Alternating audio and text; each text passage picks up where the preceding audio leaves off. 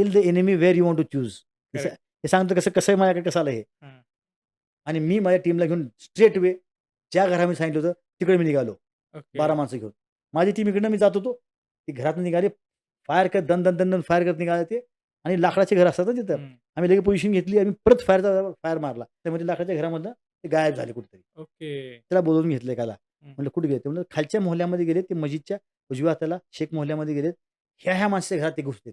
Okay. आम्ही सगळे जेव्हा बाहेर येतो ना, ते समोर असं प्रत्येक घराच्या समोर एक छोटंसं कोंबडी ठेवायचं असतं ना, हां, खाना. हां. कोंबडी ठेवायचं, कोंबडी लाकडाचं असतं. तिथे हालचाल दिसली मला. हं, मला वाटलं की इथंच आहे हं. आणि ते माझा हां, हां. सिक्स्थ सेन्स काम केला माझा. त्या दिशेने आपली गन केली, ज्या दिशेने ते बसले होते त्या घरामध्ये. हां, हां. तेव्हा तिकडनंच बाहेर निघाले ते.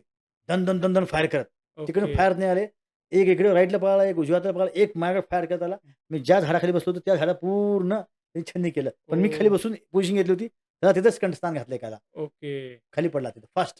तिकडनं फायर केला, एकाला लागला, इंज्युअर झाला होता तो. दुसऱ्या टीमने फायर रक्तबंबाळ झाला होता, पण तो आत गेला होता. हं, तिकडनं पण दोन्ही आत गेले. जवळ खिडकी होती ना. हं.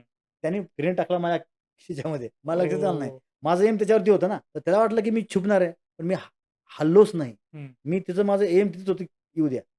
तिथनं त्याने जंप मारला. जंप हं. मारला, ग्रेनेड टाकला आधी. त्याच्या पाठोपाठ जंप मारला आणि तिथंच त्याला मी ठोकला तिथं. ओके.